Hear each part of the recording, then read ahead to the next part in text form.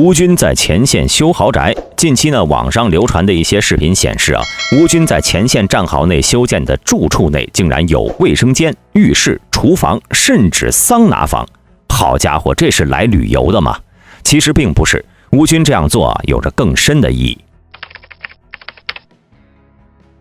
根据此前国外媒体透露的消息，前线乌军在顿巴斯区域建立了数个豪华驻地，期间使用整根原木作为支撑，然后内部使用木板进行防潮处理。同时，乌军还将战壕内设置了多个功能区，例如卫生间、厨房、餐厅、卧室等，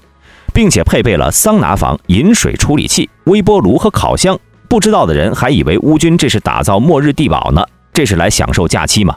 当然不是。进入21世纪之后呢，随着工业与技术的发展，前线战场也发生了天翻地覆的变化。不同于传统战壕主要是依靠工兵铲来挖掘，不仅费时费力，一旦到了冬天，随着气温骤降，地面更是坚硬如铁，人力几乎无法撼动，因此诞生了专业的战壕挖掘设备。俄乌战争期间，乌军就曾使用了高速战壕挖掘机，以每小时1100米的挖进速度作业，在很短的时间内挖掘出了符合标准的战壕或者掩体，借此抵御俄军的进攻。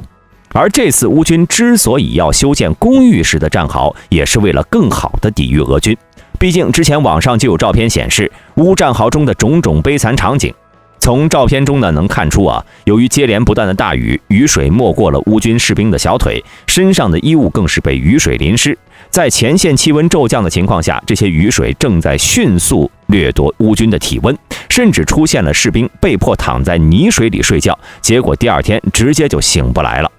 虽然期间也有乌军士兵在泥水上铺上一层防水布，但依然挡不住外界的冷风，士兵们根本无法入眠。此外呢，一旦进入作战时期，乌军士兵还需要长时间将小腿置于泥水中。有的照片显示，乌军士兵的军靴已经被黑泥覆盖，为了避免脚被冰冷的雨水冻伤，他们只能在袜子外套层塑料布，效果甚微。这种现象呢，不仅仅存在于乌军的常规部队中，就连被视为精锐的部队也因缺乏重要物资陷入艰难的生存境地。比如说驻守巴赫穆特的第58摩托化步兵旅，该旅的伤亡有一部分呢，并不是在战场上同俄军交战造成的，而是被严寒夺去了生命。此外，由于作战环境太过恶劣，乌军士兵意外伤亡数量有些严重。在被冰冷的泥水泡了1个星期后，有些乌军士兵甚至患上了战壕族病。这些病状呢，是由于脚部长期浸泡在泥水里，由真菌感染所引起，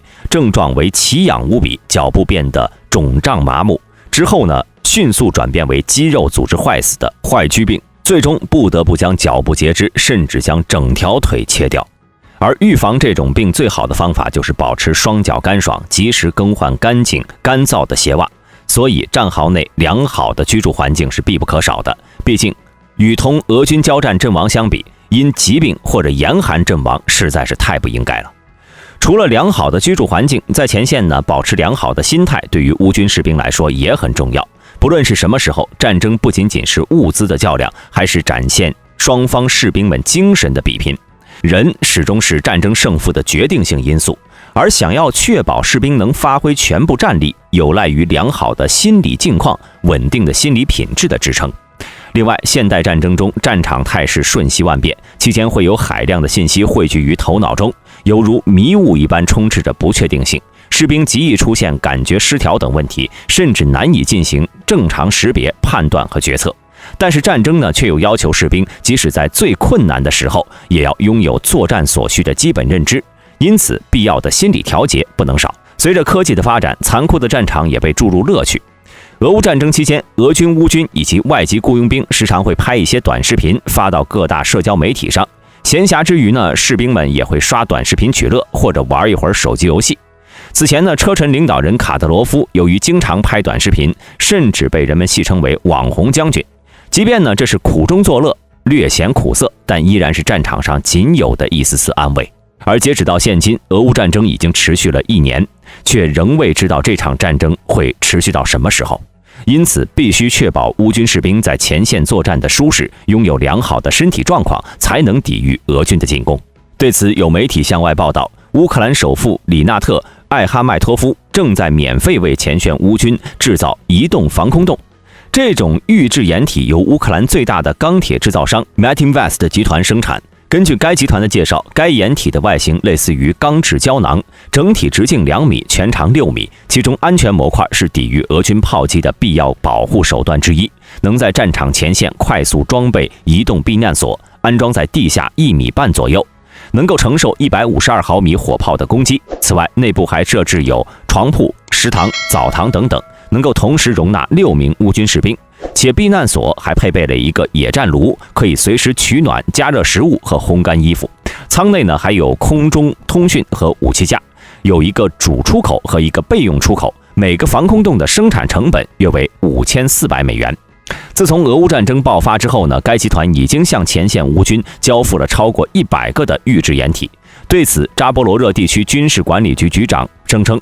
制造掩体所需的钢材来自其他6个地区，而设备来自乌克兰10个地区。现今，乌军的工程部队正负责向工厂提供零部件。此外，该集团的工程主管米克拉·佩特里亚科夫声称，计划每个月生产20个移动掩体，并且已经准备好共享项目和设计图纸，可以提供给每个准备加入生产制造的人。总的来说呢，自从俄乌战争爆发以来，该集团已经向乌军部队提供了超过$4000万的援助，包括向乌军部队、国民警卫队和情报总局提供防弹背心、头盔、无人机、汽车、夜视仪以及其他有助于保护乌克兰的设备和技术等等。那么讲到这里，大家对于现代战壕是怎么看的呢？战壕真的还有用吗？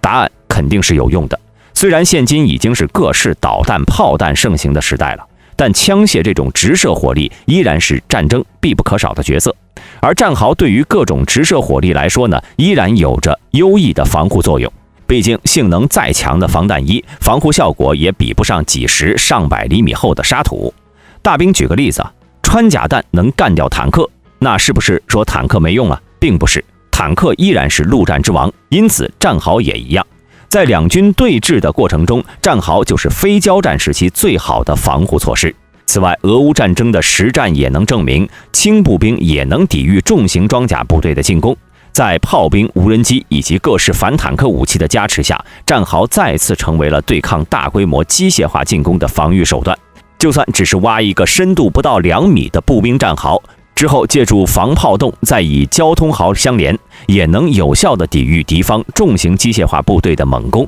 虽然在俄乌战争爆发初期，有些军事专家普遍不相信小型4轴无人机和单兵反坦克导弹能抵御俄军机械化部队的进攻，不相信轻步兵能够对抗重型装甲部队。但随着战争持续1周年，那些专家是不信也得信。只不过不得不承认，战壕在现代战争中的作用确实变小了。或者说，随着未来战争形势的改变，战壕的作用已经有一些单一了。毕竟，现代战争已经不可能再出现像1战、2战时期那种大兵团冲锋作战的情形了。由于此前步兵是战场的主角，所以当敌我双方几万、10几万人缠斗在一起时，战壕就是最好的防御掩体。但随着各种重型武器以及空中火力的发展，精确打击成为了现代战争的主角，大幅降低了战壕对步兵的防护作用。不管你是不是在战壕里，一轮空袭下来都得死。再加上现今步兵战场是以城市居多，对巷战、城市游击战等战争形式的要求更高，不具备移动能力的战壕在城市中作用微乎其微。好了，今天的视频到这里就结束了。如果视频中有出错的地方，欢迎大家在评论区内指正。喜欢的朋友请点赞关注，之后大兵会为各位带来更多更精彩的视频。我们下期再见。